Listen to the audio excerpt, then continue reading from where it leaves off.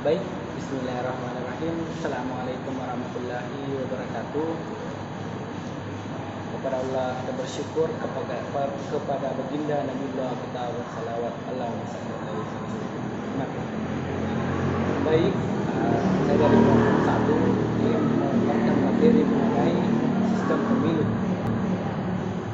Sistem pemilu adalah salah satu cara dalam sistem demokrasi untuk memilih wakil-wakil rakyat yang akan duduk di lembaga perwakilan rakyat serta secara bentuk pemenuhan hak asasi warga negara di bidang politik.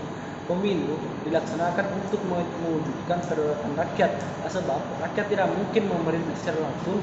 Karena itu diperlukan cara untuk memilih wakil rakyat dalam memerintah suatu negara selama jangka waktu tertentu. Sistem pemilu adalah hubungan berbagai variabel untuk mengkonversi suatu pemilihan menjadi kursi yang akan diduduki calon terpilih di lembaga legislatif maupun lembaga eksekutif. Secara umum, sistem pemilu terbagi dua. Yang pertama, sistem distrik dengan sistem proporsional. Sistem distrik. Dalam sistem ini, wilayah negara dibagi menjadi dua ke dalam beberapa distrik. Pemilihan ini akan biasanya didasarkan atas jumlah penduduk. Setiap distrik diwakilkan oleh satu orang wakil, kecuali varian blok atau vote dan parti blok vote yang memiliki suara terbanyak akan dikatakan menang, dan yang kurang akan dikatakan harus menerima selisih kekalahannya. Bismillahirrahmanirrahim. Setelah membahas mengenai apa itu sistem distrik, selanjutnya saya akan menjelaskan keuntungan dan kelemahan pada sistem distrik tersebut. Adapun beberapa keuntungan dalam sistem distrik ini, yang pertama, sistem ini lebih mendorong ke arah integrasi partai-partai politik karena kursi yang diperebutkan dalam setiap distrik pemilihan hanya satu. Hal ini akan mendorong partai-partai untuk menyisihkan perbedaan-perbedaan yang ada dan mengadakan kerjasama sekurang-kurangnya menjelang pemilihan umum. Yang kedua, fragmentasi partai dan kecenderungan membentuk partai baru dapat dibendung. Malahan, sistem ini bisa mendorong ke arah penyederhanaan partai secara alami dan tanpa paksaan. Adapun yang ketiga, karena kecilnya distrik, maka wakil yang terpilih dapat dikenal oleh komunitasnya, sehingga hubungan dengan konstituen lebih erat. Dengan demikian, si wakil akan lebih cenderung untuk memperjuangkan kepentingan distriknya. Selanjutnya, bagi partai besar, sistem ini menguntungkan karena melalui district effect dapat meraih suara dari pemilih-pemilih lain sehingga memperoleh kedudukan mayoritas. Dengan demikian, sedikit banyak partai pemenang dapat mengendalikan parlemen.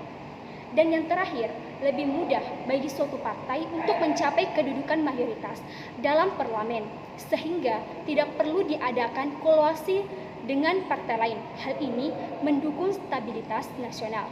Dan sistem ini pula sederhana dan mudah untuk diselenggarakan. Selanjutnya, mengenai kekurangan sistem distrik ini, yang pertama, sistem ini kurang memperhatikan kepentingan partai-partai kecil atau golongan minoritas, apalagi jika golongan-golongan ini terpencar dalam berbagai distrik. Yang kedua, sistem ini kurang representatif, dalam arti bahwa partai yang calonnya kalah dalam suatu distrik kehilangan suara yang telah mendukungnya. Hal ini berarti bahwa ada sejumlah suara yang tidak diperhitungkan sama sekali atau terbuang sia-sia. Dan jika banyak partai mengadu kekuatan, maka jumlah suara yang hilang dapat mencapai jumlah yang besar. Hal ini akan dianggap tidak adil terhadap partai dan golongan yang dirugikan.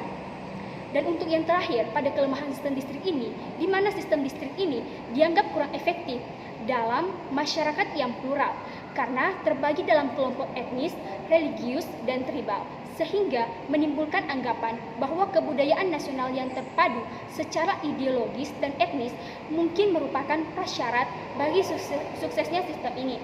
Dan ada pula kemungkinan si wakil cenderung untuk lebih memperhatikan kepentingan distrik serta warga distriknya daripada kepentingan nasional. Baik, bismillahirrahmanirrahim.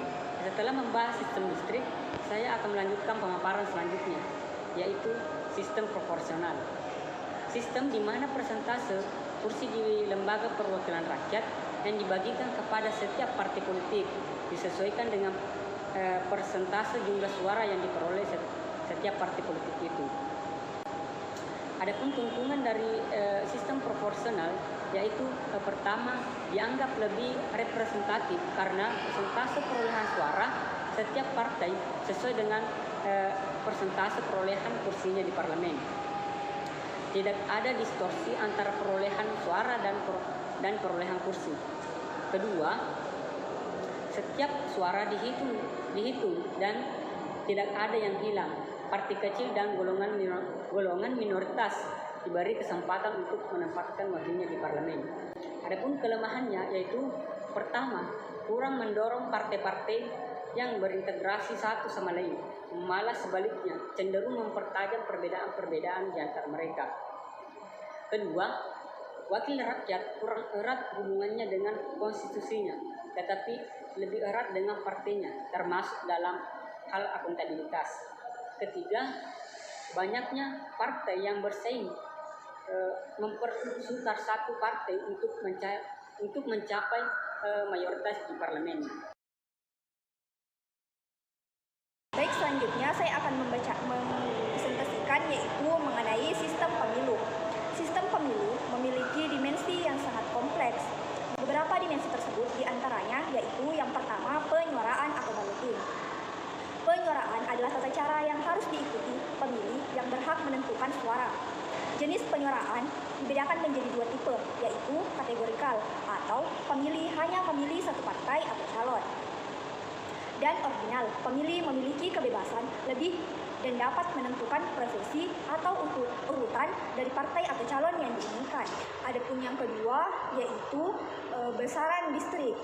Besaran distrik adalah berapa banyak anggota lembaga perwakilan yang akan dipilih dalam suatu distrik pemilihan.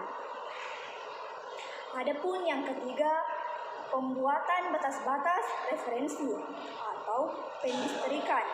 Cara menentukan distrik merupakan hal yang krusial di dalam pemilu.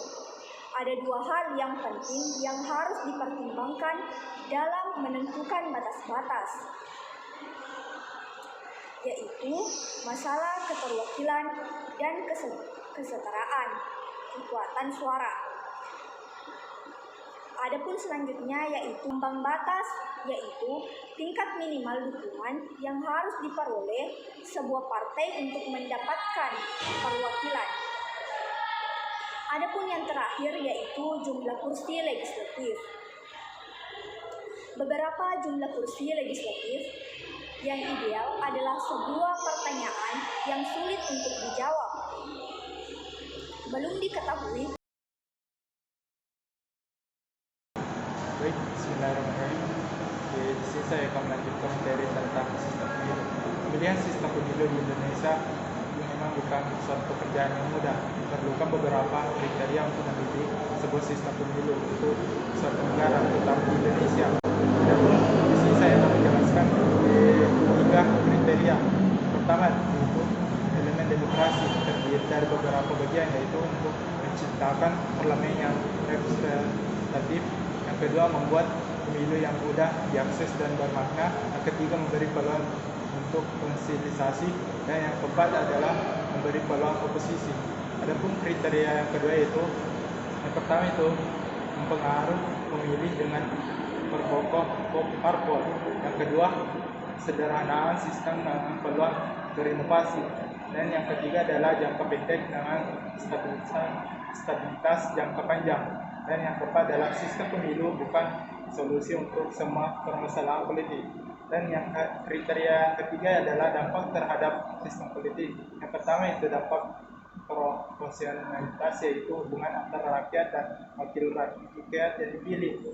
Dan yang kedua, format kabinet yang akan terbentuk. Dan yang ketiga adalah tingkat partisipasi warga masyarakat.